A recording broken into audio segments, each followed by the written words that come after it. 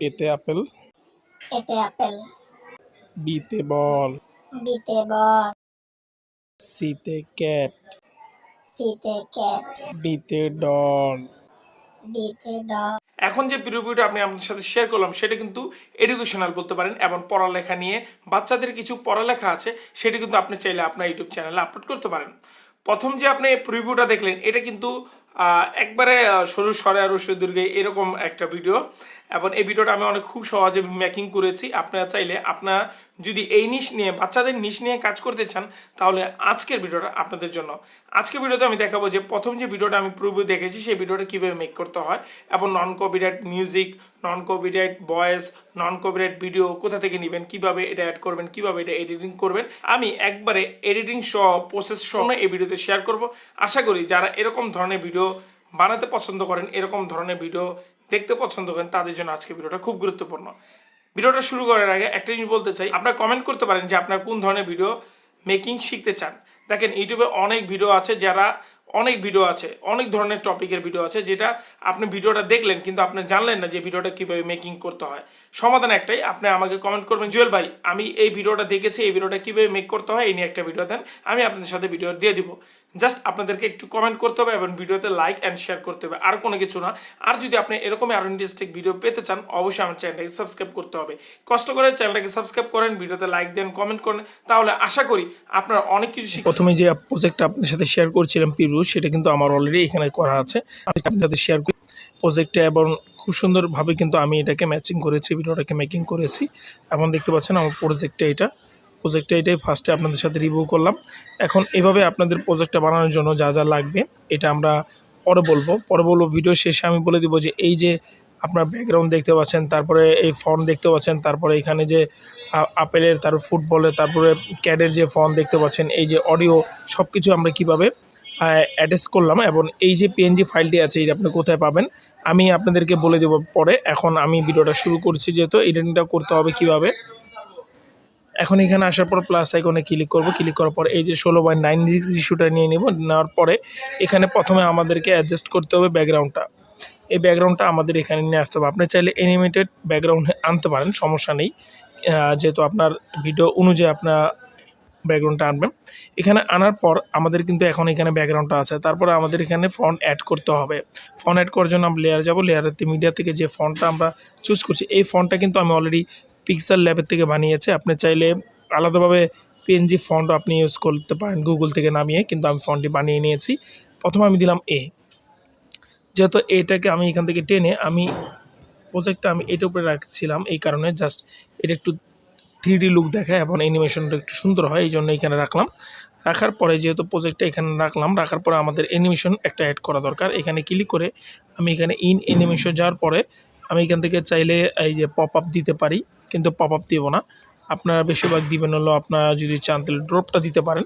এই যে ড্রপটা, হ্যাঁ আমি ড্রপটা দিলাম, কিন্তু আমি ড্রপটা দিয়ে কিন্তু আপনাদেরকে দেখাই নাই, আমি অ্যানিমেশন দিয়ে দেখাচ্ছিলাম। ড্রপটা দিলে বেস্ট, আপনি দেখতে পাচ্ছেন ড্রপটা, এই ড্রপটা দিবেন, এই যে এই ড্রপ।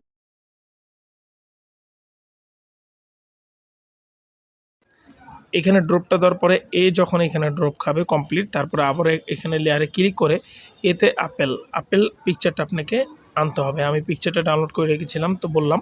এখন আপেলটাকে এখানে আনার পর আমি আপেলটাকে এখানে অ্যাডজাস্ট করে দিলাম, করার পর আপেলও একটা অ্যানিমেশন দিতে হবে, আপেল এই অ্যানিমেশনটা দিলে বেস্ট হয়।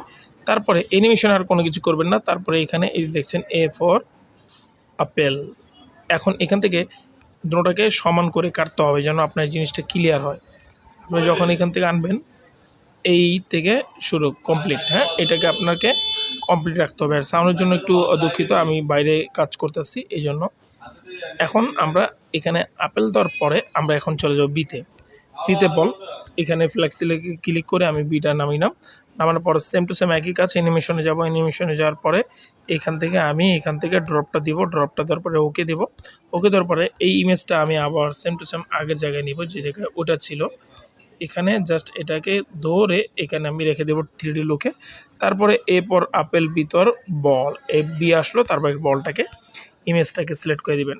আর জিনিস বলতে চাই, আপনারা ভিডিওতে যদি একটু নন কপিরাইট অডিও দেন তাহলে কিন্তু আরও বেস্ট হবে। B4 আর এইখান থেকে আমি পিকচারটা নিয়ে নিই, বি ফর বল। হ্যাঁ, এই পিকচার আমি ক্লিক করে আমি বলটা নিলাম। সব কিছু কিন্তু আমি পিএনজিদের আকারে নিয়েছি। আপনারা চাইলে পিএনজি কোথা থেকে ডাউনলোড করবেন সেটাও ওই ভিডিওর লাস্টে বলবো। আশা করি ভিডিওটা সম্পূর্ণ দেখবেন। বলটা অ্যানিমেশন আপনার চাইলে এক এক ধরনের অ্যানিমেশন দিতে পারেন। পপিং দেখতে পারলেন, এই বলটা আমি এরকম দিলাম। তারপরে বিতে বল, এখানে আসার পরে বিতে বল। আচ্ছা, এই যে এ বি সি ডি এভাবে আপনার মূলত আপনার চাইলে পুরো প্রজেক্টটা কমপ্লিট করতে পারেন, এ টু জেড এটা আপনি চাইলে পারতে পারেন।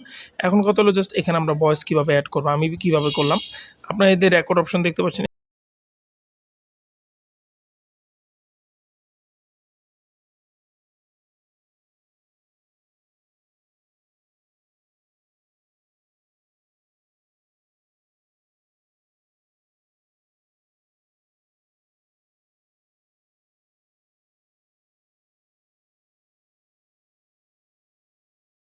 এখানে একটা খণ্ড দিয়ে এখানে আকার দিবেন যেন আপনার ছেলে বয়সটা আপনি দিলেন। তারপরে আবার এখানে আসার পরে শেষ ফিনিশিংয়ে আরেকটা দরকার, এখানে টিক চিহ্ন দিয়ে মার্ক করে রাখবেন যেন দুইটা ভয়েস আপনি অ্যাড করতে পারেন।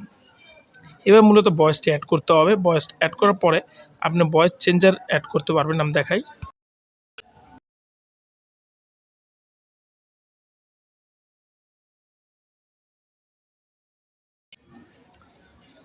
হ্যাঁ, আমি এখানে চেঞ্জ করেছি, প্লে করি। B for ball, B for ball. আচ্ছা, এখানে দুইটা আছে। তারপরে আপনি এখান থেকে দুইটা বি ফর বল বলেছিলেন, এখান থেকে আপনি এটাকে কাট করতে হবে। এই যে আমি দুইটা কাট করলাম।